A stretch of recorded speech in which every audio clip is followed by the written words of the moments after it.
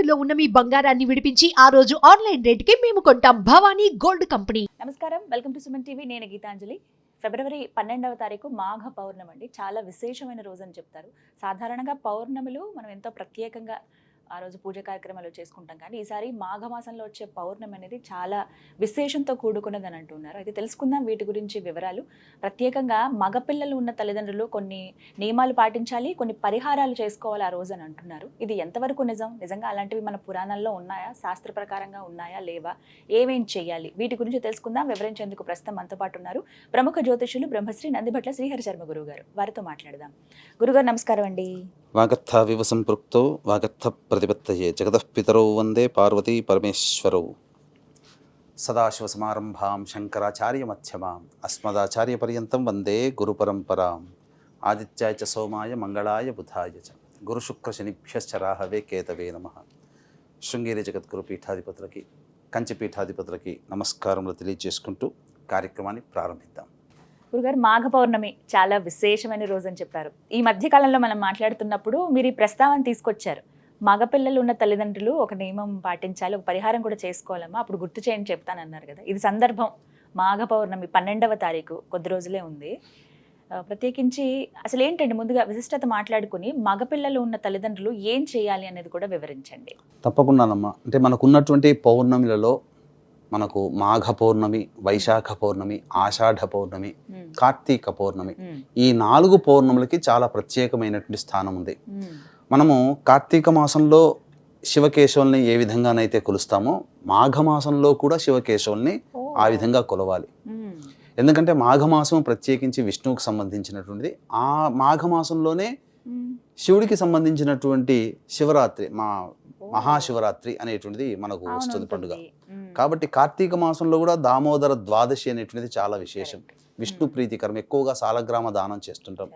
పౌర్ణమికి చాలా విశిష్టత ఎందుకు అనంటే మనది ఈ చాంద్రమాన ప్రకారం నడిచేటువంటిది. కాబట్టి చంద్రుడు ఎప్పుడైతే బలంగా ఉంటాడో ఆ రోజున విశేషం అని చెప్పబడింది. అందుకనే మనకు ప్రతి ముహూర్తాల్లో కానీ ఏ పుణ్యకార్యం చేసినా స్వస్తి శ్రీ చాంద్రమాన వ్యవహారిక అని అంటారు. అంటే ఇది కాబట్టి ఈ పౌర్ణమి రోజున చంద్రుడు సంపూర్ణమైనటువంటి కళలతో భాసిల్లుతుంటాడు. చంద్రుడు ఎంత బలంగా ఉంటే ఆ ముహూర్తానికి అంతటి బలం వస్తుంది, ఏ ముహూర్తానికైనా.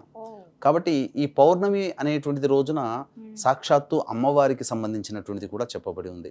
అయితే మనకు పురాణాంతర్గతంగా గౌరీదేవి యొక్క జన్మదినము కూడా ఈ మాఘ పౌర్ణమి అని చెప్పబడి ఉంది. అందుకనే పౌర్ణమి నాడు ఎక్కువగా చండీ హోమాలు, అలాగే లలితా సహస్రనామ పారాయణాలు అనేటువంటివి ఎక్కువగా చేస్తుంటుంటారు. కానీ ఈ మాఘ పౌర్ణమికి మాత్రము ప్రధానముగా స్నానానికి సంబంధించినటువంటి విశిష్టత చెప్పబడి ఉంది. సముద్ర స్నానము చేయమని చెప్పబడి ఉంది, నదీ స్నానం కూడా చెప్పబడి ఉంది. కాబట్టి ఈ స్నానము విశిష్టత, ఆ సంబంధించినటువంటి దానములు కానీ లేకపోతే ఇంకా ఏదైనా పరిహారములు కానీ చేయాల్సింది మనం ఒక వీడియోలో చెప్పుకుందాం. కానీ ప్రస్తుతం ఏంటంటే ఇది పిల్లలకి సంబంధించినటువంటిదిగా మనకు పురాణాంతర్గతంగా చెప్పబడి ఉంది. ఏంటి అనంటే మనకు శివపురాణాంతర్గతంగా ఒక గాథ కూడా ఉంది. మాఘ పురాణంలో కూడా చెప్పబడి ఉందమ్మా. మనకు పూర్వము గృత్స్నమద మహర్షి మరియు జన్హు మహర్షి మధ్య సంవాదం జరిగింది.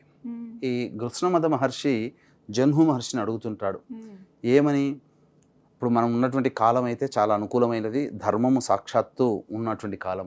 కానీ రాబో కలియుగంలో మానవులందరూ కూడా అల్పాయుష్యులుగా ఉంటారు. కాబట్టి ముఖ్యంగా సంతానము ఉన్నటువంటి వాళ్ళు భవిష్యత్తులో ఆ సంతానానికి గండములు లేకుండా ఉండాలి అని అంటే బాలారిష్ట దోషాలు తొలగిపోవాలన్నా, ఇక్కడ బాలారిష్ట దోషాలంటే ఒకటి తెలియచేస్తానమ్మా. మనిషి పుట్టినటువంటి దారభ్యత 8, అలాగే 16, 24, మ్యాక్సిమం 32 సంవత్సరాల వరకు ఈ బాలారిష్ట దోషాలు అనేటువంటివి మానవుల్ని వెంటాడుతాయి. కాబట్టి ఈ బాలారిష్ట దోషాలు అనేటువంటివి లేకుండా వాళ్ళ వంశం అనేటువంటిది అక్కడితో ఆగిపోకుండా వంశము ముందుకు వెళ్ళాలి. ఆ వంశాన్ని ముందుకు తీసుకువెళ్ళేటువంటి వ్యక్తి పురుషుడే. కాబట్టి అటువంటి మగపిల్లలు పుట్టినటువంటి తల్లిదండ్రులు ఆ పిల్లల కోసం, ఆయురారోగ్యాల కోసం ఏదైనా ఒక దానం ఏదైనా ఉందా, వ్రతం ఏదైనా ఉందా అని చెప్పి అడగడం జరిగింది. దానికి ఒక గాథ కూడా తెలియచేయడం, అంటే చరిత్రలో జరిగినటువంటిది. ఎందుకనంటే చరిత్ర అంటే అది కన్ఫర్మేషన్ జరిగినది కాబట్టి, జరిగిందని. ఏదో పుక్కిడి పురాణంలాగా కథల్లాగా కాకుండా జరిగింది. పూర్వము ఒక బ్రాహ్మణుడు కాశీనగరం నందు నివసిస్తున్నాడు. ఆ దంపతులకు ఇద్దరికి కూడాను సంతానం లేక చాలా బాధపడుతున్నారు. అంతటా భార్య ఒకరోజు చాలా బాధపడుతూ, ఎంతో గొప్పగా తపస్సు చేస్తున్నావు కదయ్యా, అయినప్పటికీ ఎందుకు దైవం కరుణించట్లేదు, నీతిగా ఉంటున్నాము, నియమంగా ఉంటున్నాము, బ్రాహ్మణ ధర్మాన్ని పాటిస్తున్నావు, మరి ఎందుకు మనకు సంతానం కలగట్లేదు అని చెప్పి బాధపడుతుంటుంటే, ఒక రోజున నిశ్చయం చేసుకొని ఇక నేను బయలుదేరుతాను, తపస్సు చేసి ఆ భగవంతునే మెప్పించి సంతానాన్ని పొందుదామని చెప్పి బయలుదేరి విష్ణు ప్రీతి కోసం, ఎందుకంటే సంతానం కలగాలి అని అంటే విష్ణువు యొక్క అనుగ్రహం కావాలి. కాబట్టి ఆ యొక్క విష్ణు ప్రీతి కోసమే గొప్పగా తపస్సు చేయగా విష్ణువు భగవానుడు ప్రత్యక్షమై ఏం కావాలి అని అంటే, పున్నామ నరకాన్ని తప్పించేటువంటి పురుషుడు సంతానంగా కావాలని కోరుకుంటాడు నీ అనుగ్రహం వల్ల అని. తథాస్తు అని చెబుతాడు, ఇంటికి వెళతాడు, చక్కగా దాంపత్యంలో ఉండడం, చక్కటి ఒక శుభముహూర్తాన పండంటి బిడ్డకి జన్మనిస్తుంది భార్య. తరువాత ఇక డోలారోహణం అంటే ఈ నామకరణం ఇవన్నీ చేస్తుంటారు కదా, ఊయల్లో వేయడం అనేటువంటివి. ఆ సందర్భంగా చేద్దామని చర్చించుకుంటే సందర్భంలో నారద మునీంద్రుల వారు ఆ ఇంటి గుండా వెళుతూ ఒకసారి ఆ ఇంటికి వెళ్ళి చక్కగా ఆ నవ్వుతున్నటువంటి బాలుడిని చూసి, ఈ బాలుడికి 12 సంవత్సరాలు వచ్చిన తర్వాత గండ ఉంది, అంతవరకే అతనికి అల్పాయుష్ అని చెప్పడం జరుగుతుంది. అంతటా ఇంకా నామకరణమే చేయలేదు, సాక్షాత్తు నారదుడే వచ్చి చెప్పాడు కాబట్టి ఇది నిజమే.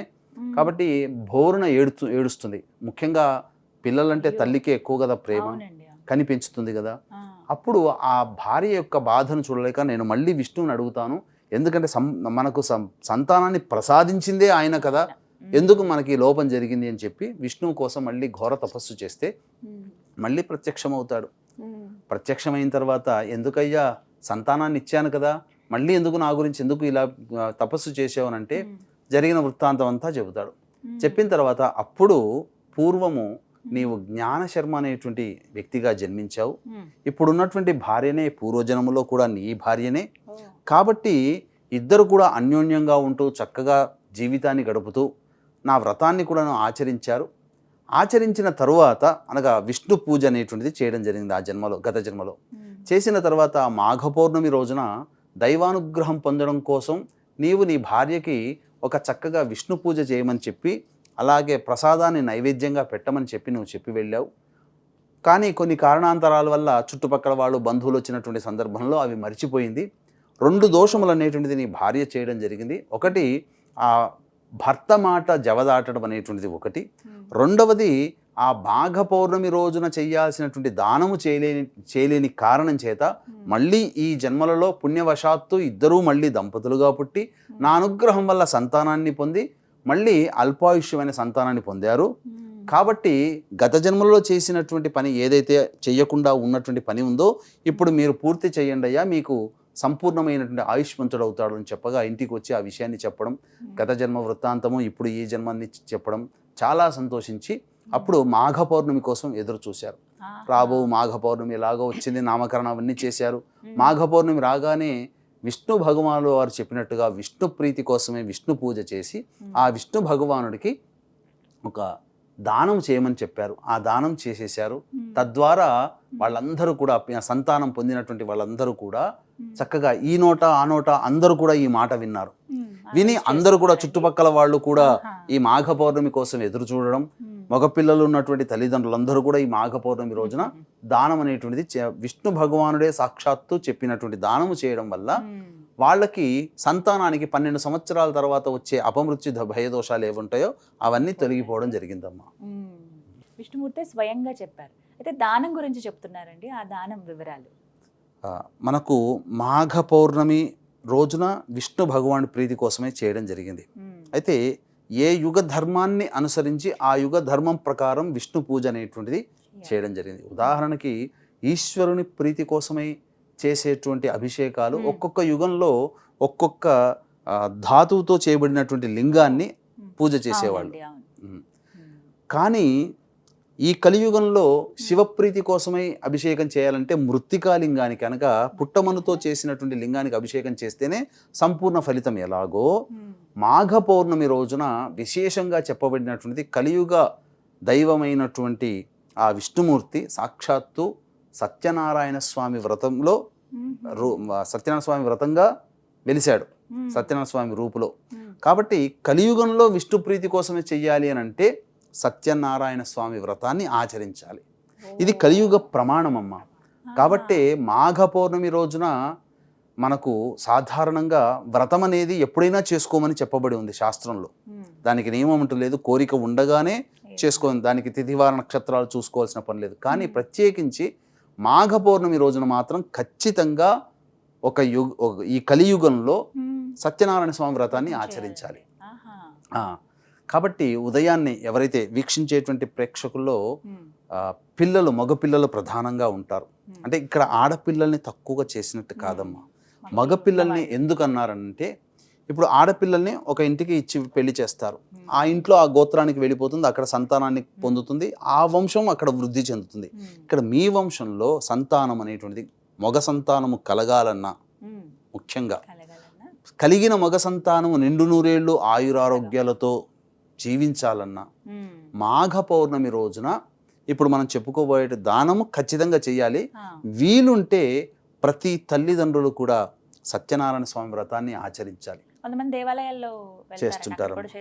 అమ్మ, వ్రతము అనేటువంటిది కానీ నోము కానీ ఏదైనా కానీ చేస్తున్నప్పుడు చేసిన వారికి ఎంత ఫలితం ఉంటుందో చూసిన వారికి కూడా కొంత ఫలితం వస్తుంది. 50% ఫలితం వస్తుంది, ఆ పుణ్యఫలం వస్తుంది. కాబట్టి చాలా మంది చెయ్యలేని శక్తి ఉన్నా వ్రతానికి ఎందుకు వెళతారు అని అంటే వాళ్ళు చేసుకుంటున్నారు, ఆ వ్రత విధానం వల్ల మనకు కొంత వస్తుందని చెప్పి చుట్టుపక్కల వాళ్ళందరూ ఆ వ్రత సామాగ్రికి ఇవ్వడం అనేటువంటిది జరుగుతుంటుంది. ఆ విధంగా వీలైతే పొద్దున్నే చక్కగా లేచి కాలకృత్యాదులు తీర్చుకొని వీలుంటే ఉపవాసం ఉండాలి. ఆ రోజున ఉపవాసం ఉండి ప్రదోషకాల సమయం సమీపిస్తుందనగా మళ్ళీ కాలకృత్యాదులు తీర్చుకొని చక్కగా బ్రాహ్మణుని పిలిపించుకొని సత్యనారాయణ స్వామి వ్రతాన్ని ఆచరించాలి. ఇప్పుడు దంపతులు ఇద్దరు ఉండారండి, తల్లి తండ్రి ఉండని వాళ్ళు ఉంటారు, అయితే తల్లి ఉంటుంది లేకపోతే తండ్రి ఉంటారు, అలా ఒక్కరుగా కూడా చేయొచ్చా అండి? ఒక్కరుగా కూడా వ్రతాన్ని ఆచరించవచ్చు. ఇక్కడ ఏంటనంటే భర్త అనుమతి. ఇప్పుడు భర్త ఎక్కడో విదేశాల్లో ఉన్నాడు, భార్య చెయ్యాలి. అటువంటిప్పుడు భర్త అనుమతి తీసుకొని భర్త యొక్క వస్తువుని పక్కన పెట్టుకొని భార్య అయినా చేయవచ్చు. భార్య లేదు, వ్రతాన్ని పురుషుడైనా చేయవచ్చు, తప్పు లేదమ్మా. మళ్ళీ లేనప్పుడు భార్య చేయవచ్చునమ్మా. భర్త లేనప్పుడు అంటే విదేశాల్లో ఉన్న వాళ్ళు ఏదో ఊళ్ళో ఉంటారు, కానీ గతిస్తే కనుక కూడా వ్రతం చేసుకోమని చెప్పబడింది. వ్రతానికి ఏం ఇబ్బంది లేదమ్మా. ఈ కలియుగ వ్రతం అనేటువంటిది దంపతులుగా ఉంటే దంపతులుగా చేసుకోవచ్చు. ఇప్పుడు దైవ అనుగ్రహాన్ని పొందడం కోసం పూర్వము రావణాసుడి తల్లి కైకసి అభిషేకం చేసుకోలేదా? ఆమె కోరిక మీదనే కదా గోకర్ణంలో మనకు ఆత్మలింగం అనేటువంటిది వచ్చింది. కాబట్టి దేవతా ఆరాధనకి చేయడానికి సంబంధించినటువంటిది ఇక్కడ ముఖ్యంగా భక్తి ప్రధానమమ్మ. నోములు వ్రతాలు అన్నప్పుడు ఈ విధంగా చేసుకోవాలి. అయితే వీక్షించేటువంటి ప్రేక్షకులు కూడా గమనిక, ఈ మాఘ పౌర్ణమి సందర్భంగా జాతకరీత్యా కలుగు విద్య, వివాహ, ఉద్యోగ, దాంపత్య, సంతాన, అనారోగ్య సమస్యల నివారణకి, అలాగే గత జన్మ కర్మదోషాలు ఉంటాయి, ఈ జన్మలో సమస్యలు ఉంటాయి కాబట్టి గత జన్మ కర్మదోష నివారణ తిలహోమాలు, మరియు 2025 సంవత్సరంలో శని భగవానుడు అన్ని రాశుల వారికి ప్రభావాన్ని చూపుతున్నాడు కాబట్టి శనిదోష నివారణ హోమాలు పర్ హెడ్ 2100 రూపాయలకి శ్రీశైల క్షేత్రంలో 12వ తారీఖు రోజున మధ్యాహ్నం 12 గంటలకి ప్రారంభమవుతుంది. 10 గంటల లోపల మీ గోతనామాలు నమోదు చేసుకోవచ్చు. అవకాశం ఉన్న వాళ్ళు కార్యక్రమ తదనంతరం కాంటాక్ట్ చేసి పూర్తి వివరాలు తెలుసుకోవచ్చు.